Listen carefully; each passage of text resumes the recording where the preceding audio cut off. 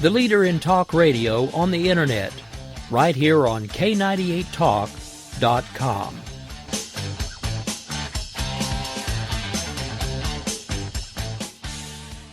When our water heater broke down last month, it was a nightmare. It took 5 hours for the plumber to show up, and he charged us a couple of $100 just to come out. And then it cost another $1,800 to put in the new water heater. By the time it was all said and done, I felt like I'd been taken. But what else could I do? The smartest thing you can do is get a home warranty from American Residential Warranty. Their home warranties pay to repair or replace all your major appliances when they break, and they will break, and at the worst possible time. Call American Residential Warranty right now for free information on home warranties starting at just pennies a day. Don't wait for your refrigerator to stop running or your ceiling fans to stop turning. Call American Residential Warranty right now. Ask how you can save up to 50% on washer and dryer coverage. Just call 1-800-513-6154. That's 1-800-513-6154. Again, 1-800-513-6154. Call now.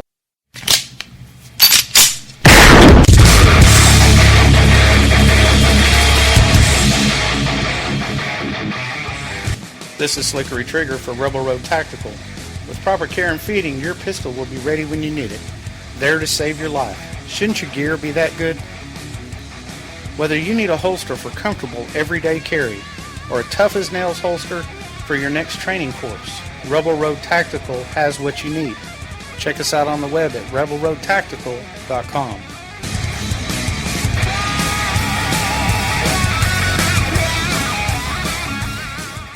Tired of paying outrageous prices for Viagra? Well, we have great news for you. Now you can finally get Viagra at huge discounts. Healthy Man allows you to save up to $500 on Viagra. Why pay U.S. pharmacy prices of $15 per pill or more when you can get Viagra for less than $3 a pill? Call today and get 40 Viagra pills for only $99. This can cost as much as $600 at your local pharmacy. You can't afford not to call us. If you want Viagra at the lowest prices, never pay $15 a pill pharmacy prices again. Get Viagra for less than $3 a pill. Call 1-800-516-7602 today and save up to $500 and get 40 pills for just $99. Healthy Man is fast, easy, and affordable. Operators are waiting at 1-800-516-7602 to take your call right now. Call 1-800-516-7602. That's 1-800-516-7602. Again, 1-800-516-7602.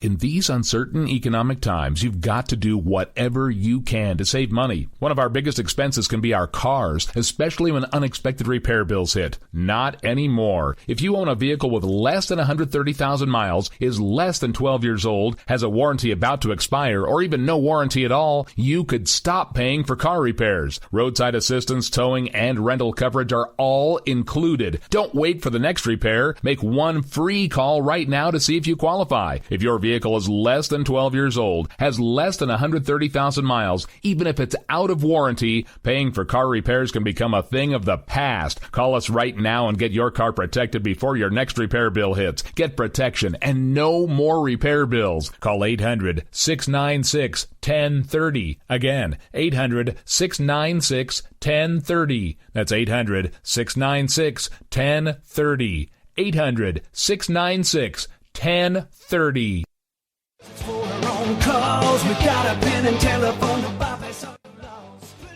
Alright folks, this is Rick Robinson with you. I want to tell you about some friends of mine from a company called Security Enforcement Specialists.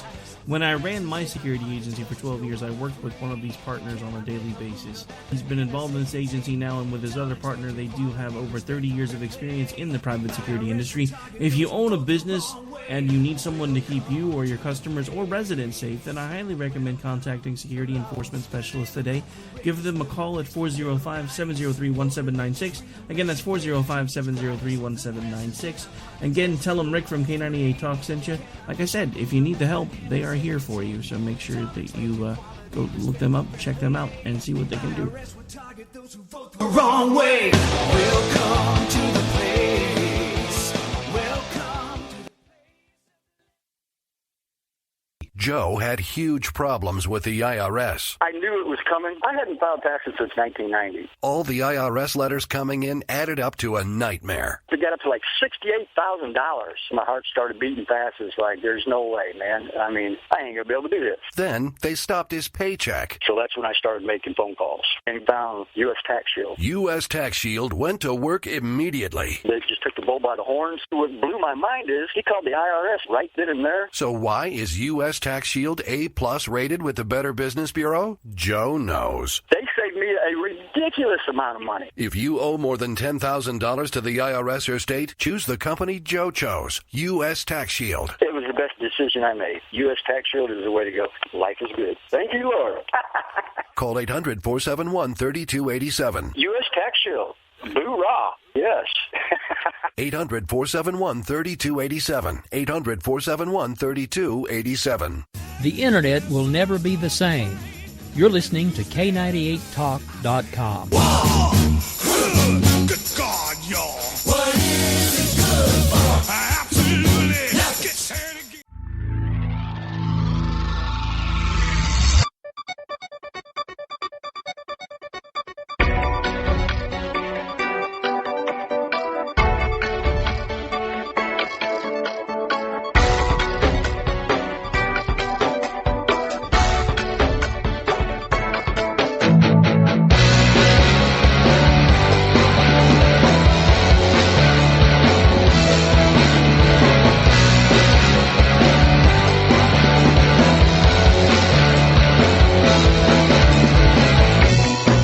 In this present crisis, government is not the solution to our problem.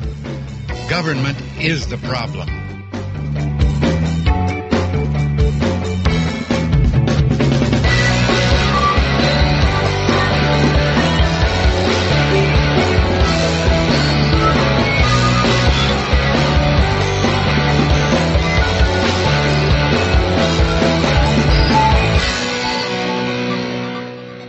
Mr. Gorbachev, tear down this wall.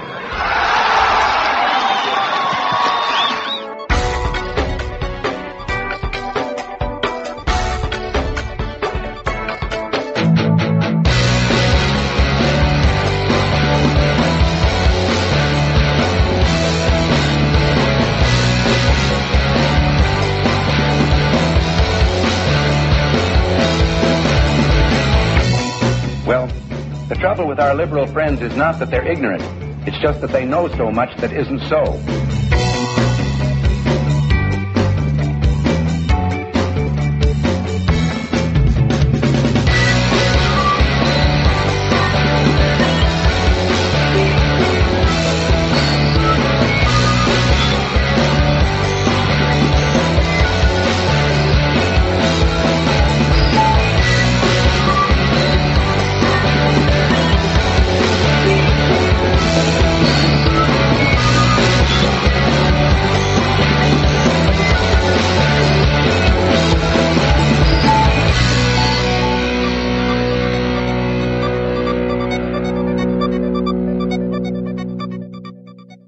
Welcome to the Red State Town Hall program. I'm your host, Primo Mondoni. My co-host, Ken Brown, will join me in a couple of minutes. Please visit the show's website at redstatetownhall.com.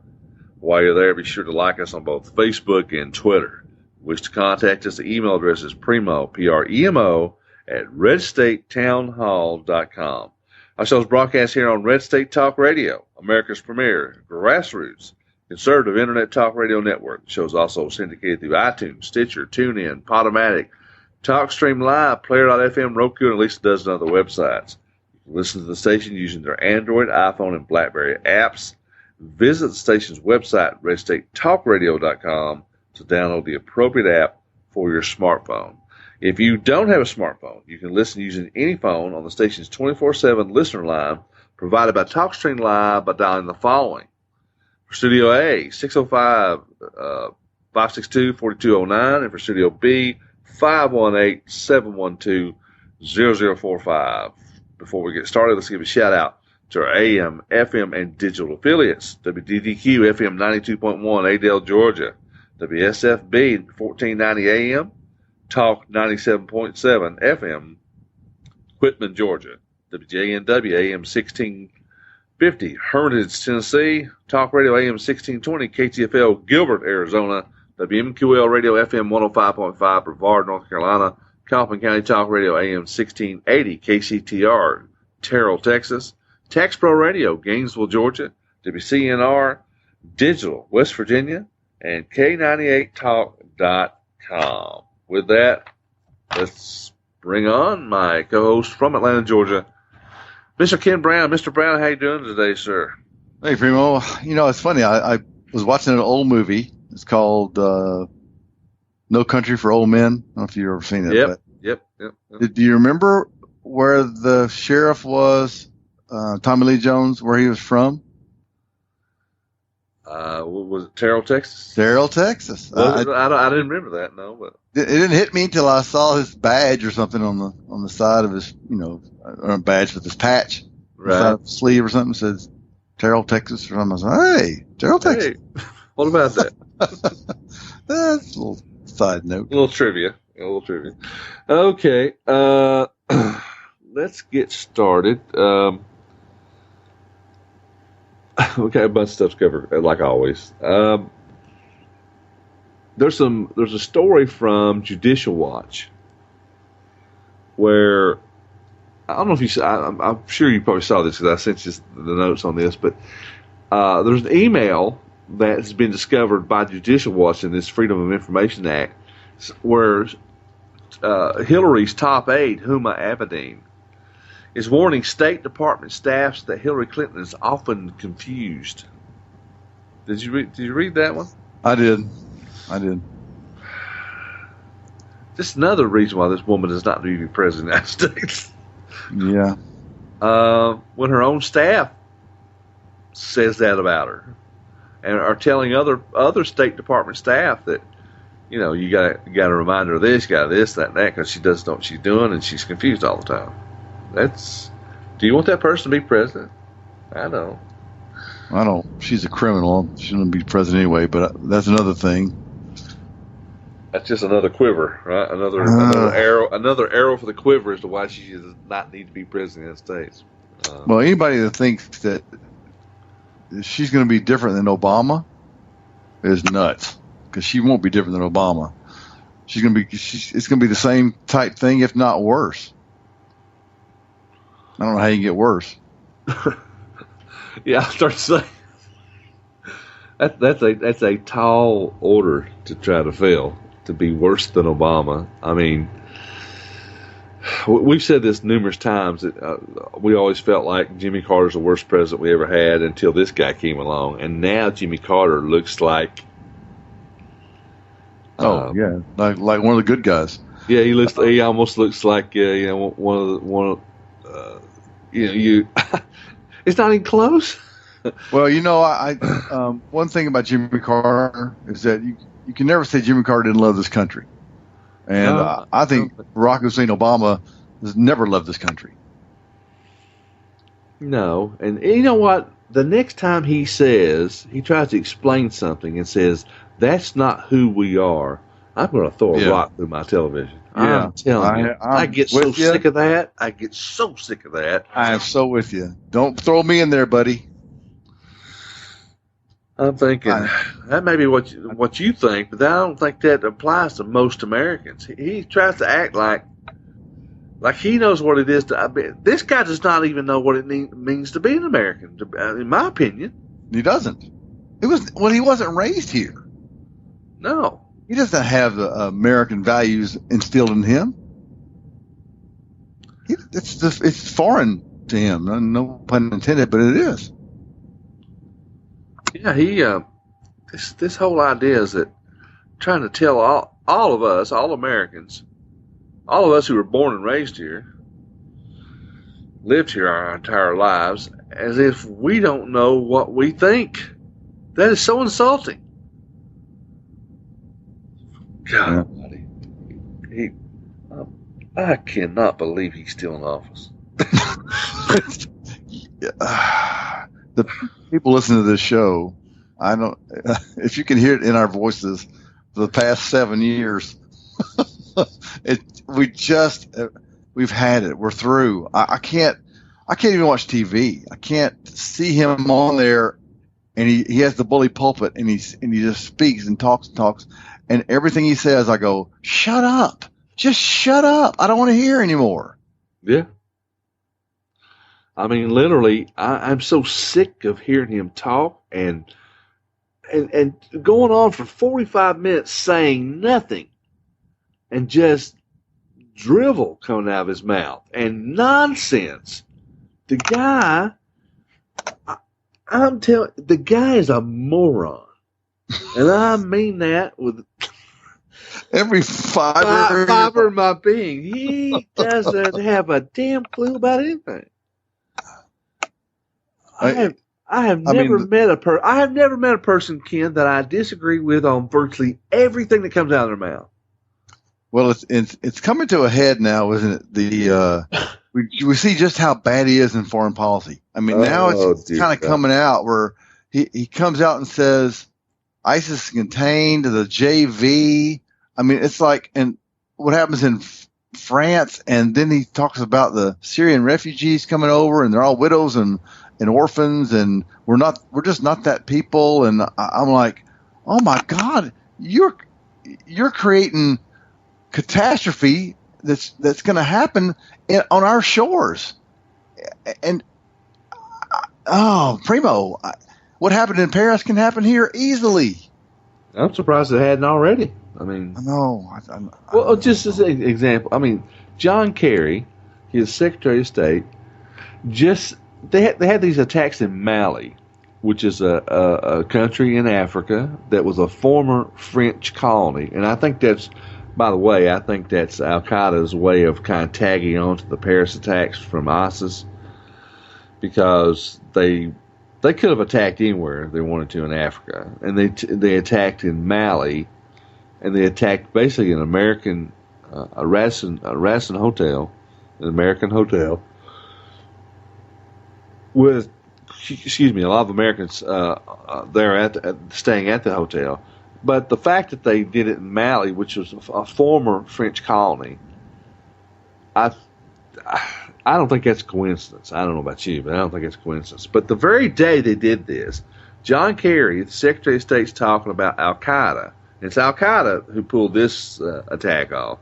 Said that Al Qaeda has been neutralized. That is, Obama a week or two before on the Paris attacks said that ISIS had been contained. So ISIS has been contained, Al Qaeda has been neutralized. But look at all these attacks. Mm-hmm.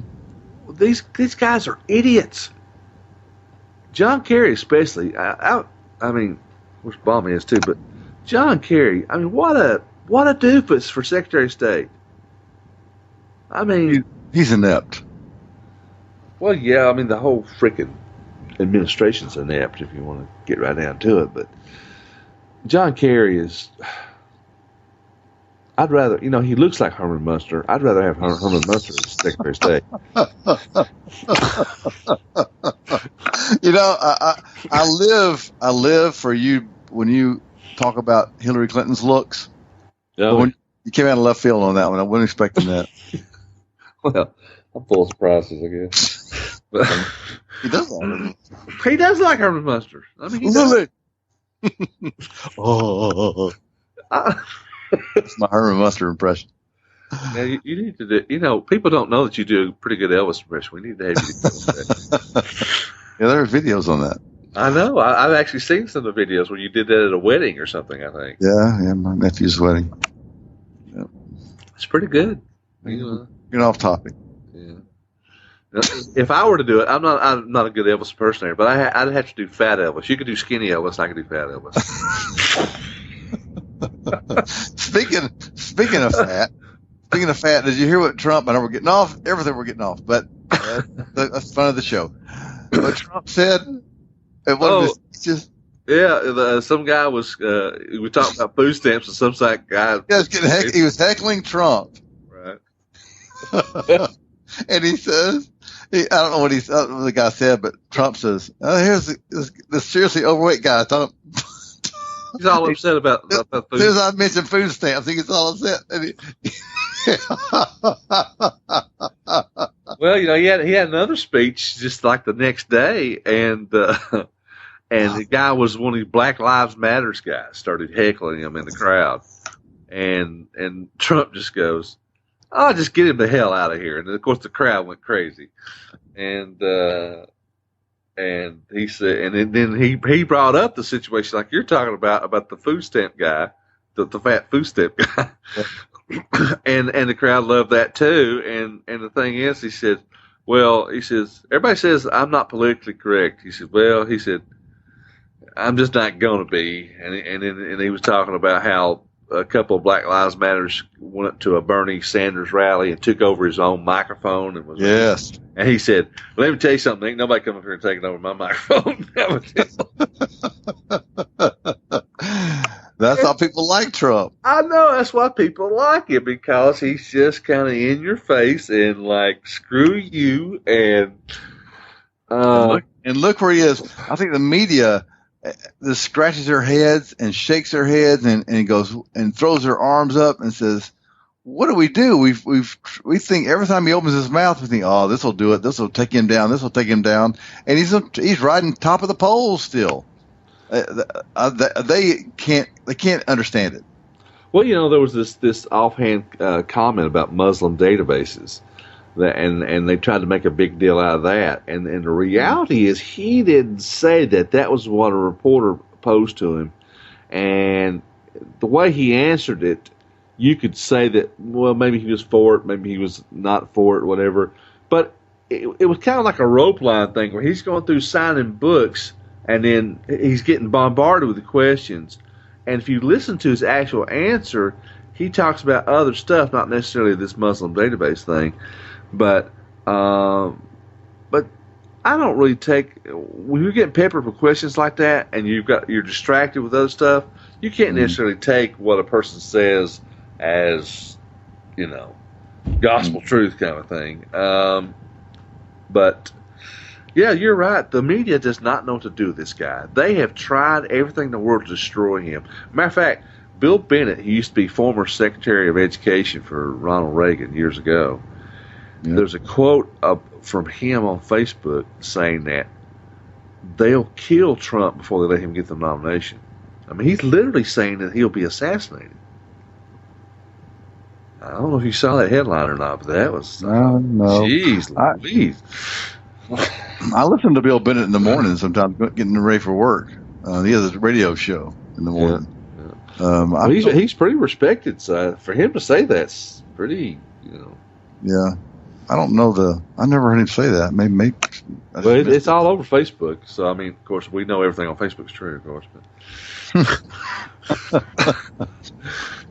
But anyway, who knows? What do you think about that? I don't know. I mean, whether or not that he would be assassinated, I mean, I think that's getting kind of out there. But at the same time, there are people in the Republican Party wish he'd just drop over dead. I mean, I don't have any doubt about that. They cannot believe that Jeb Bush is not on his way to victory. And trust me, Jeb Bush is nowhere near victory at this point. Oh no. He's still down in the single digits. Who said he was near victory?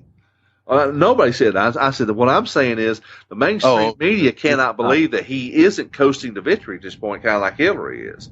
Yeah. They thought it was a done deal. He had all the money and blah blah blah. And here you got a situation where Bush has the most money. There's absolutely no doubt about that. But so far, the money's not done him a whole lot of good. No, he's had to cut back on his staff and stuff because he's just not. He's not registering with voters. He's just not. And by the way, I heard that John Kasich and George Pataki both are probably going to end their campaigns here real soon. There's a story out about that, which I'm glad for both those guys. Yeah, Pataki doesn't surprise me, but I'm a little bit surprised with Kasich. Well, I mean, look where. I mean, he's down like at 1%. I don't think he's ever gotten above 2 or 3 or 4%. I don't believe that I can remember anyway. So, the thing is, you talk about these polls, whether they're accurate or not, and there's a case that can be made that sometimes they're not. But what I'm getting at is, if you're in the single digits, on any poll, you can't blame the poll. You know what I'm saying? Like if you're Trump and let's just say Trump's at 28% and Carson's at 24% or something, and that's not necessarily where they are right now. I'm just throwing an example.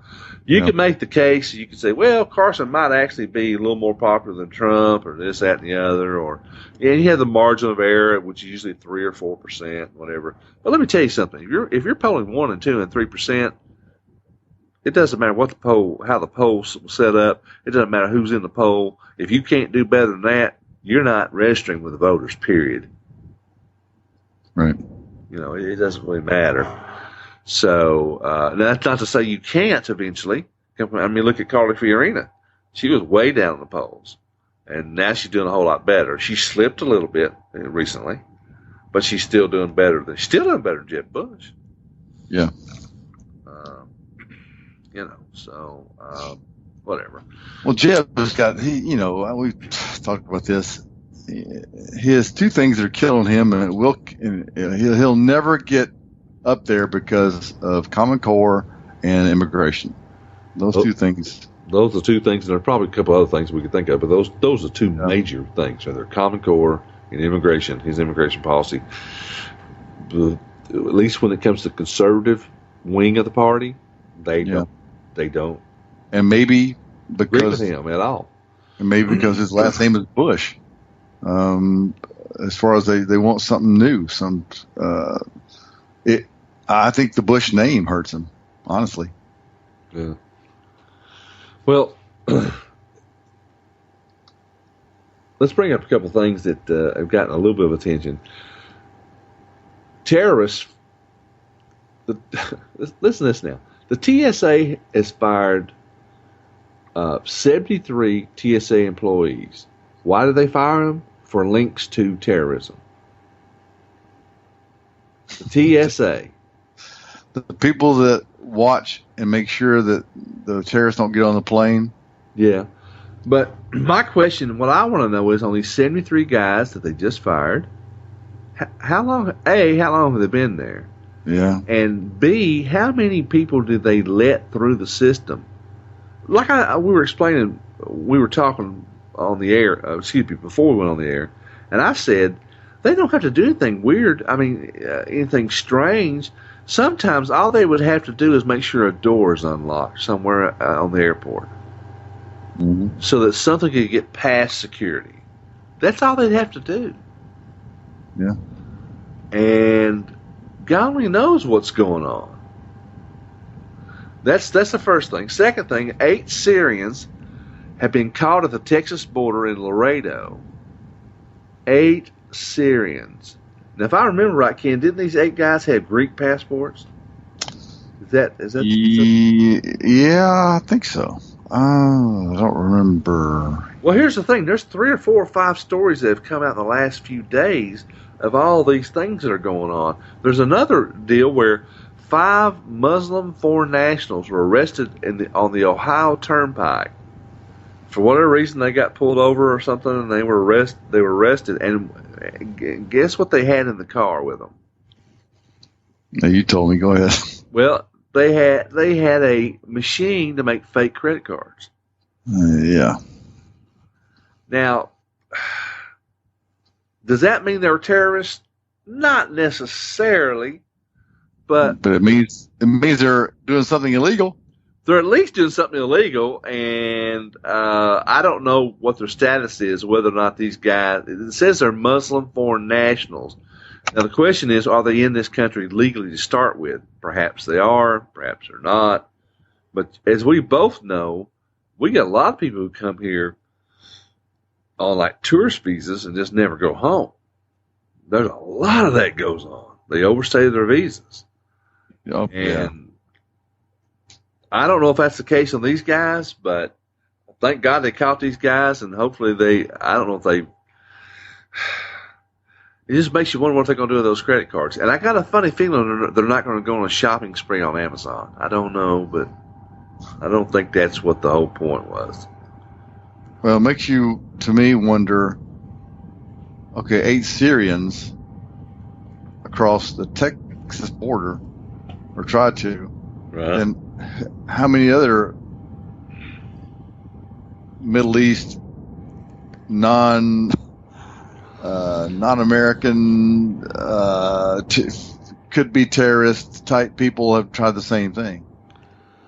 Well, and of course they got past our border, which is so easy to get past these days. I mean, but again, you don't have to stick across the border.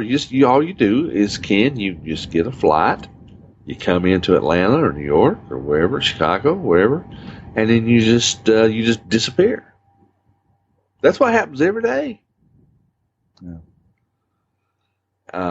I don't think we should be, when it comes to immigration, we shouldn't be. I don't think we should be letting anyone in from a majority Muslim country. I mean, I just don't think we should. Period. I agree. Now, you still could be. For example, they found someone in somewhere in Europe. They found a bunch of guys with Belgian passports, and they were Muslims that went to Belgium. They had the proper passports, but they were up to no good. And by the way, we only got a few seconds. We'll say this here in a few minutes. But what I'm getting at is, you don't necessarily have to be from a quote Muslim country. You could be from Belgium or Norway or whatever, and slip through that way. Do we want to have a religious test to be able to allow people in and out of the country? I don't think we need to go that far, but I'm telling you, if your name is Muhammad and you're from Belgium, I think we should screen you a little more carefully than we do someone named whatever. Makes sense to me. I would think so. I tell you what, that's it. Let's go ahead and go to break. When we come back, we got plenty more to talk about, so stick with us. Thank you for listening to the Red State Town Hall program. I'm your host, Primo Madoni. I'm joined by my co-host, Ken Brown, and we'll be back in just a few moments. Red State Talk Radio, WRS Cleveland. Hi, this is Jeff Carlisi from the band 38 Special. The mainstream media has failed the American people once again. Internet radio networks like Red State Talk Radio will not fail you. Tune in 24 hours a day. Studios A and B. Great conservative programming around the clock. Red State Talk Radio, the dominant force in Internet conservative talk radio.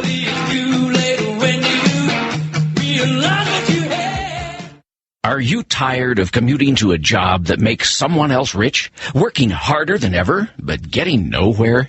Do you hate spending hundreds of dollars every week on daycare, having someone else raise your children? With our opportunities, you can start earning money as soon as next week. You get to be the boss, work from home, and live a happier life. At Be the Boss Network, you'll find hundreds of work-from-home opportunities that you can literally start today and be earning money as soon as next week. Go to freedom36.com and start earning money as soon as next week. You get to be the boss. Get out of the rat race. Work from home. Go to freedom36.com right now and change your life today. That's freedom, the number 36.com. Go to freedom36.com and start earning money as soon as next week. You be the boss. Go to freedom36.com. Do you use Viagra or Cialis? Have you been thinking about trying Viagra or Cialis? What if we could promise you the same results for less than $3 a pill? If you're paying $20 a pill for Viagra, you're getting taken to the cleaners. Our pill delivers the exact same results for less than $3. We'll do the math for you. You save more than $16 a pill for the same results. Want more? We'll give you 40 blue pills or 40 yellow pills for $99 and add 4 more pills free. You save more than $500. You don't have to be a rocket scientist to know what to do next. You need to call 800-610-3497 and get your 44 pills for $99. Stop overpaying for Viagra. Call us and start saving a ton of money for the exact same results. Ordering is fast and easy with your pills delivered to your door in an unmarked package. Call us right now. 800-610-3497. 800-610-3497. That's 800-610-3497.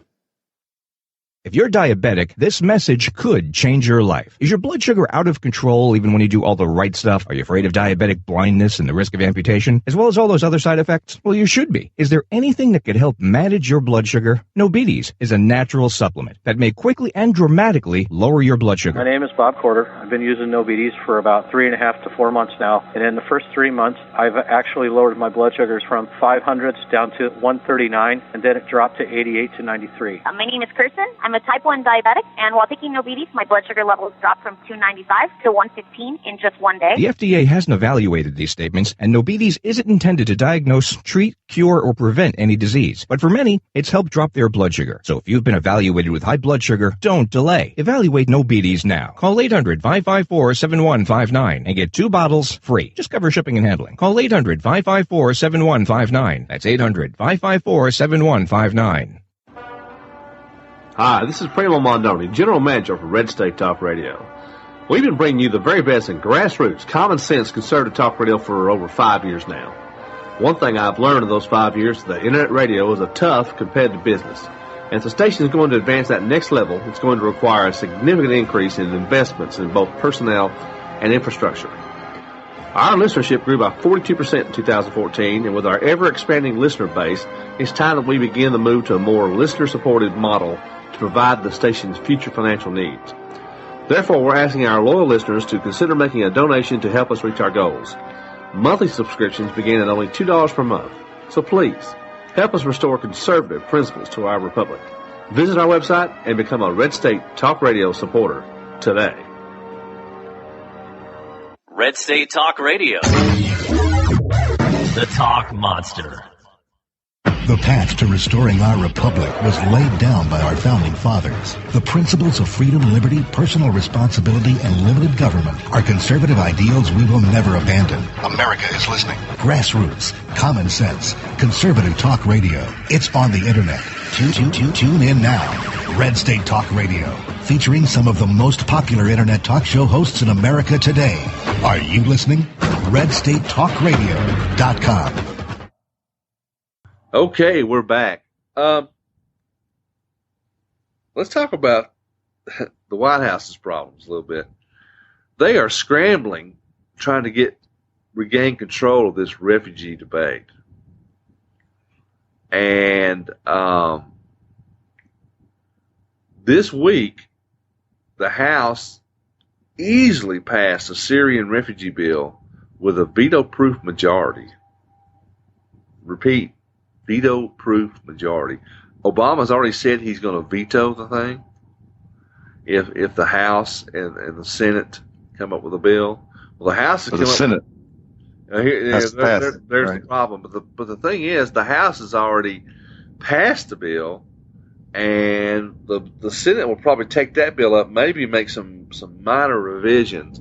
But what I'm getting at is it's very unusual that the House would have a veto-proof majority. It's tough to do it in the Senate to have a veto-proof majority.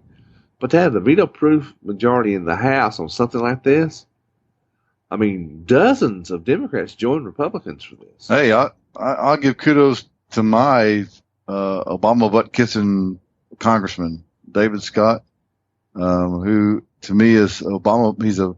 He's a black man, which should tell you a lot right there.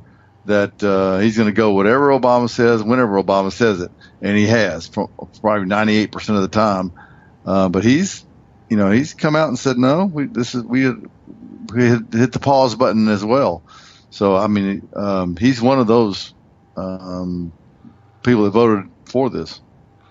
Yeah, I'm just surprised that as many Democrats as did cross the aisle. I mean, that's what I'm getting at. Is this is unusual. I mean, think about it. Since Obama's been president, he's had pretty much everybody in lockstep with him. Yeah. I mean, going back to Obamacare. Remember, Obamacare passed without a single Republican vote. Yeah. So the fact that a bunch of Democrats joined Republicans for this Syrian refugee bill, that's a good sign. Now, here's the problem, of course. The Senate. Mm-hmm. According to Harry Reid, the Democrats in the Senate are going to be much tougher. I thought Harry Reid retired. No, he's still there. He's no longer controls the Senate, but he's retiring in the year or something. Well, that may be that when his term is up, which I'm not really sure when that is. Maybe first of the year. Go away, Harry Reid. Yeah, he needs to. Well, I was going to make a rude comment, but I'll leave it alone. But yeah, I'm sick and tired of him. That's for sure. So, what do you think? Do you think the Democrats will stick together? And is there any chance that we could have a veto-proof majority in the Senate for this refugee bill? I thought the problem with the Senate was they would filibuster it. Well, yeah, they could, of course, I guess, but the thing is, at some point, it has to be approved by the Senate. You know, any bill that's done is supposed to originate in the House, and then it has to be approved by the Senate as well. And if there are any material changes to the bill, it has to go back to the House and be re-voted upon by the House. But if the Senate takes the bill as is and doesn't make any changes, the House has already passed. It's just a matter of the Senate passing. Now, I think the Senate will pass basically pretty much a version of this bill, pretty close. But Obama's already threatened a veto, and he will veto this.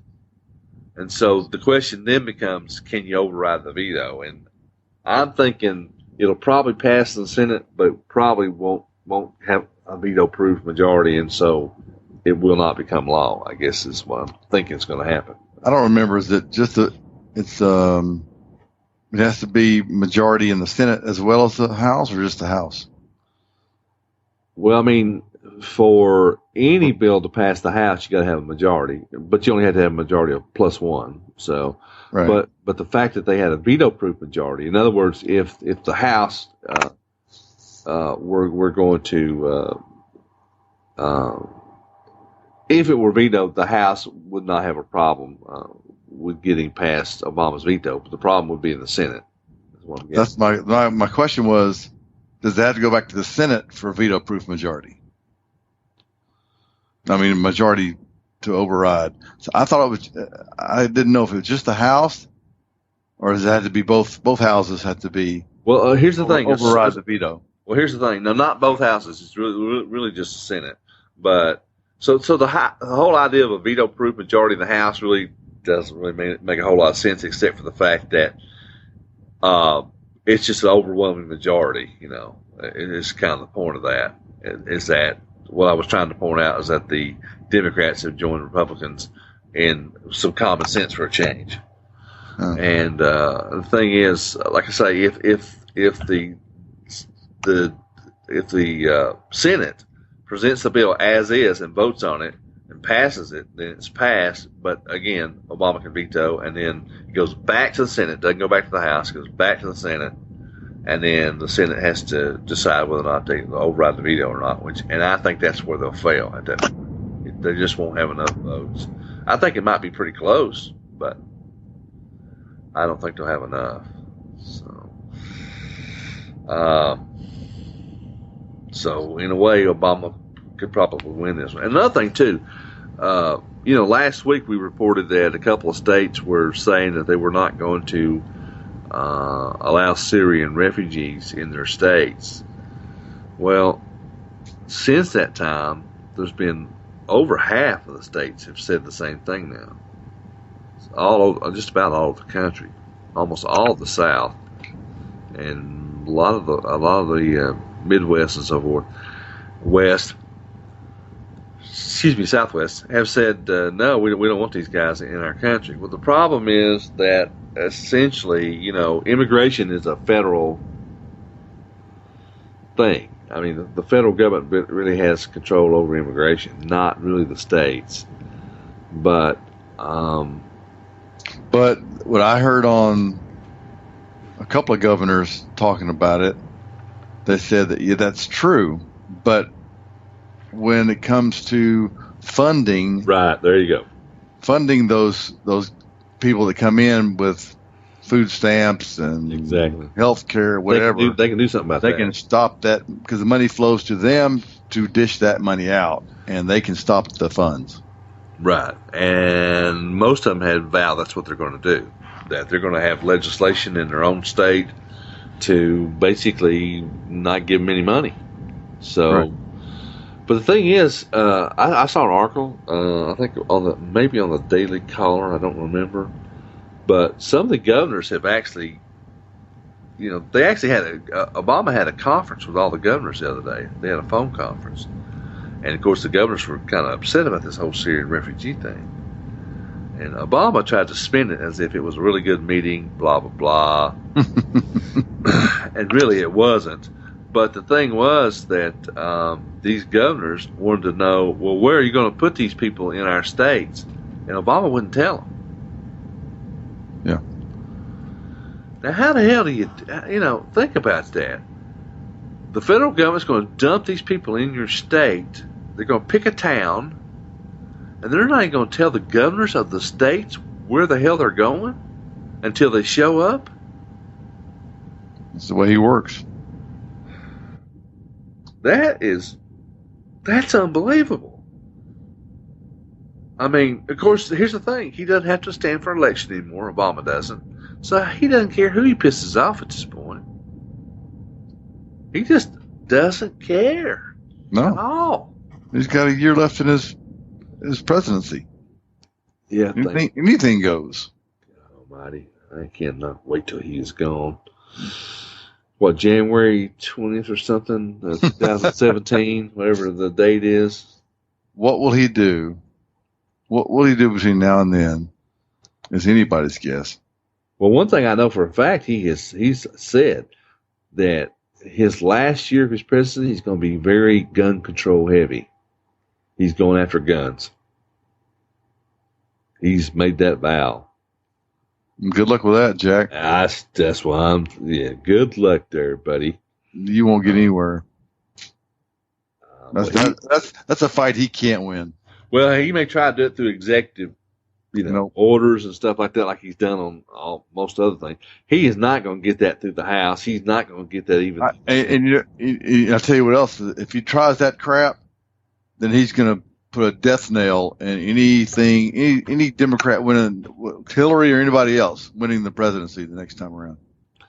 Well, let me give you an example to show you how Americans feel about their guns. In North Carolina, they got this stupid idea to have not a gun buyback program, just a gun. I forget what they called it, but basically turn in your guns is what they wanted everybody to do, and wanted them to sign a pledge of nonviolence. I mean, you talk about stupid liberal stupidness. This is it. They wanted everybody to turn in their guns, and they wanted to sign a pledge that they would be nonviolent, which is ridiculous. So they had this event. They got over 1,000 people to sign the pledge of nonviolence, which it's stupid, but fine, whatever. Okay. Guess how many guns they collected, Ken? In North Carolina now. How many? They got one knife in a sheath and one BB gun. I'm not kidding you. Oh, that's great. So the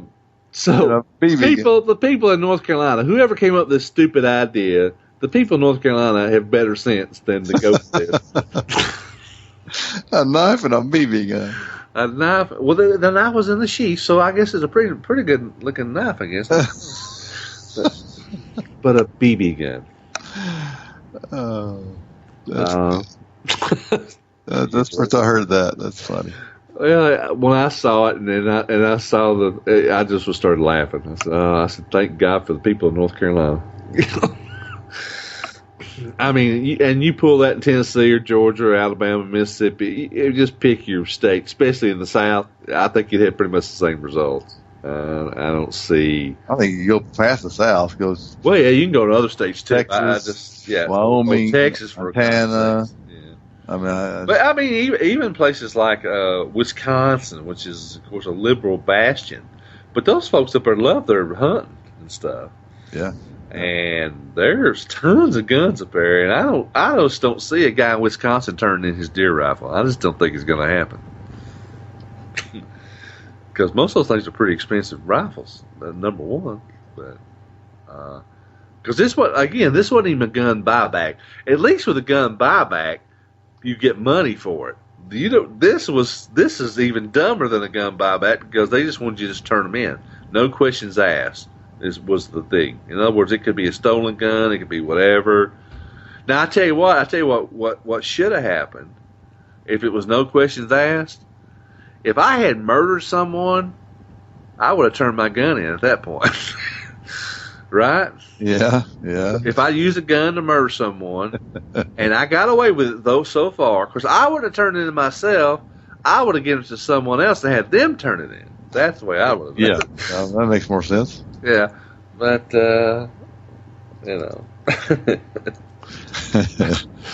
anyway, I thought it was just a good way to get rid of the guns that you use in committing a crime. I mean, how dumb is that? Liberals, God almighty, they just don't think like normal people. Because they're not normal people. Well, that's true. There is this belief that liberalism and progressivism is a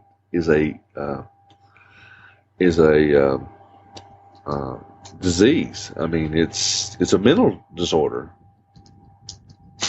I think so. Well, I mean, if you think about it, I mean, here's the thing. I've said this before, and I'm going to say it again. To be a progressive liberal is the easiest thing you can possibly do because it requires no thought on your behalf. All you have to do is say stupid things that make you feel good. That's what progressivism and liberalism is. You take logic completely out of the equation, and that's what being a liberal is. To be a conservative, you must use logic and common sense. You don't need those things to be a liberal or progressive. You don't. Yeah. Because none of their positions make any common sense and they don't make logical sense. Name almost any position. You could throw one out there, Ken. Just pick one. And I could tear it apart with logic and reason. Yeah, I agree. Every single time. It's not even a iffy thing. It's like just liberalism is not contingent upon facts. No. And like I say, you don't have to have logic. You don't have to have facts on your side. You don't have to. It's all about, does it give you the warm fuzzies? If it gives you the warm fuzzies, that's right. It's a perfect position. In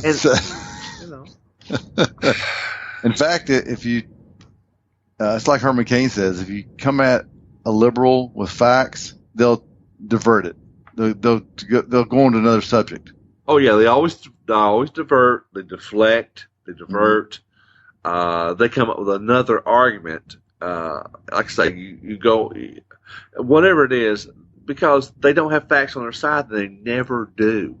No, I've kept them on track though. When I'm talking to them, and because I know that's what they're gonna do, and sure enough, they do it. And I go, no, let's go back and talk about. Stay on the top. Answer the question. And they'll go on to something. I go, no, let's go back. Let's talk about this. And they hate it. They have to walk away.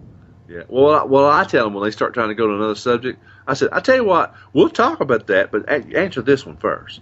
Yeah. Give me a reasonable response to what I just asked you, and once you do that, we'll talk about whatever the other pet. But the thing is, what's so funny is, if you get them to do that, and then they say, okay, now I want to talk about X, and they go to X, and then you just destroy that with the same logic. Exactly. It doesn't. It's so easy. It's like shooting fish in a barrel. It really is. Yeah. And I used to participate in a lot of forums and stuff back in the old days, when the early part of the internet. political forums where people would debate policy and this, that, and the other. It was fun, to be honest with you. But my basic rule was when I would debate these people, you start debating and they would try to deflect and you try to hold them to the whatever you're talking about. And at some point, after I badgered them over and over again to give me a logical reason as to what they said was true, at some point eventually they would call me a Nazi or something. And my rule was if they ever called me a Nazi, that means I won the debate. Because when they start name calling, when they start calling you a Nazi or a homophobe or whatever, you go right down the list. You're a racist. You're a Nazi. You're a homophobe. When they start doing that, you've beat them. They have nothing else. And they start calling names. Yeah. They start calling names.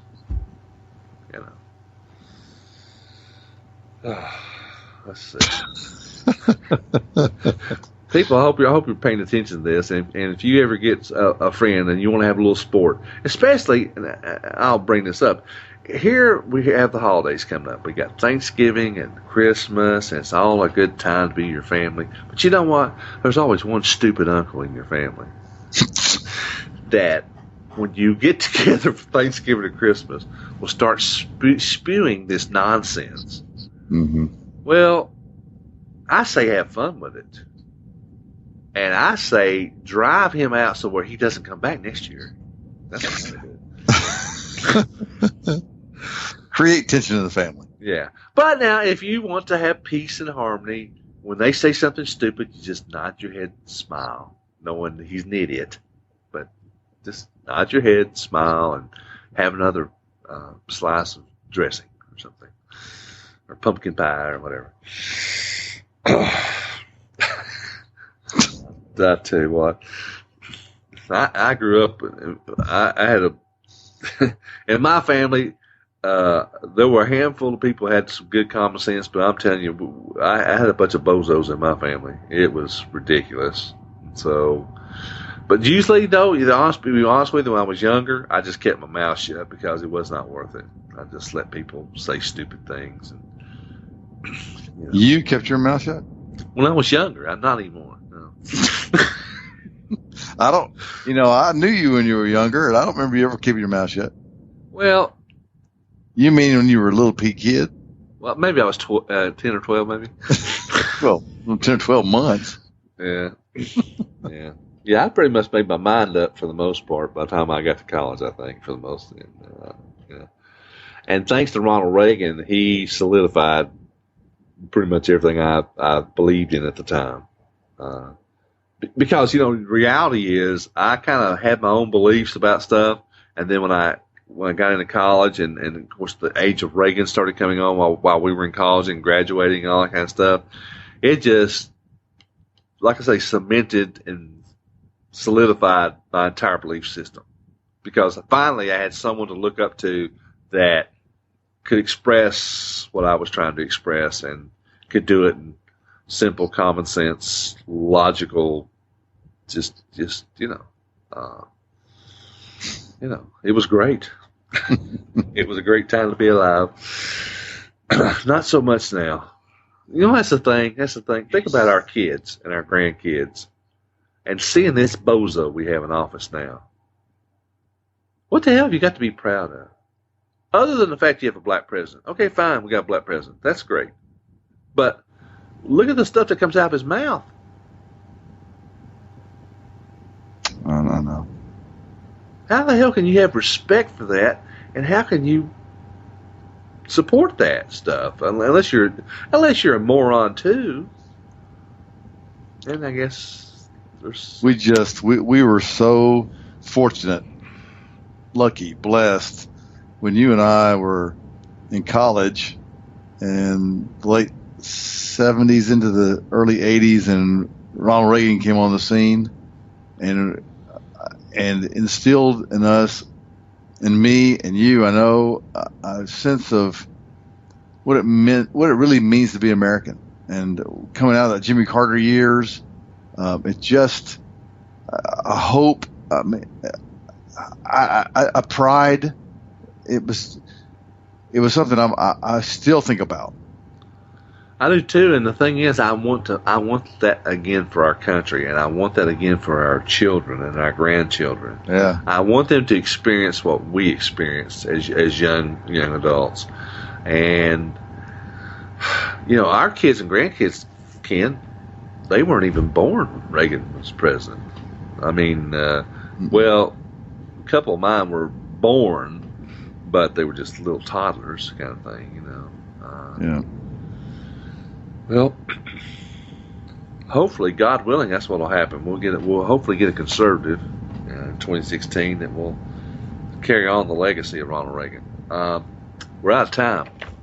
Jeez. You want to take us out, Ken? If we lose freedom here, there is no place to escape to. This is the last stand on earth. Ronald Wilson Reagan, our 40th president of these United States. That's it. We're out of here. We'll see you next time.